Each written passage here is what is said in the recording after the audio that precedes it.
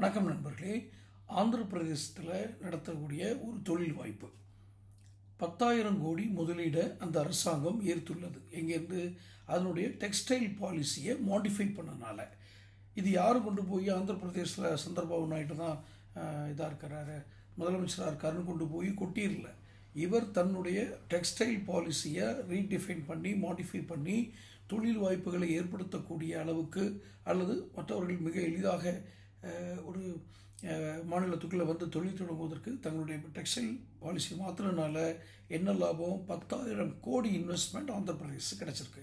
இதன் மூலமாக 2 லட்சம் பேர் வேலை வாய்ப்புகள். நல்லா புரிஞ்சுங்க, 2 லட்சம் பேர் வேலை வாய்ப்புகள். அதுவும் ரூரல் உமன்ஸ், அதாவது கிராமப்புற பெண்களுக்கு இதில் வேலை வாய்ப்பு அதிகம். அவங்களுடைய லார்ஜ் ஸ்கேலே வந்து அதில் தான் எம்ப்ளாய்மெண்ட் கொடுக்கணும் அப்படின்னு. இதில் இருக்கிற ஒரு அடிப்படை உண்மை நீங்கள் நல்லா புரிஞ்சுப்பீங்க.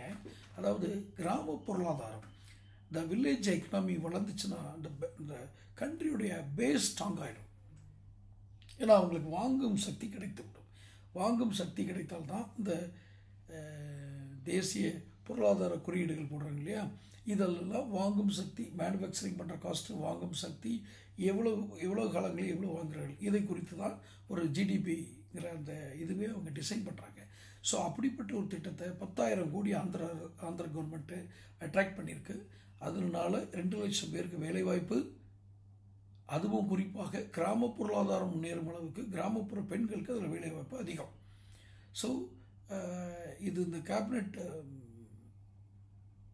முன்னாடி கூடிய சீக்கிரம் இந்த திட்டங்கள் வந்து சேரும். 10,000 கோடி முதலீடு டெக்ஸ்டைலில். தமிழ்நாடு எங்கே இருக்கிறது? ஏன்னா இந்த ஆதங்கம் நான் பேசிகிட்டு இருக்கேன், எனக்கு இருக்கும் இல்லையா, தொழில் வாய்ப்பு இருக்குது, பரவாயில்ல ஒன்று பண்ணுங்கள்.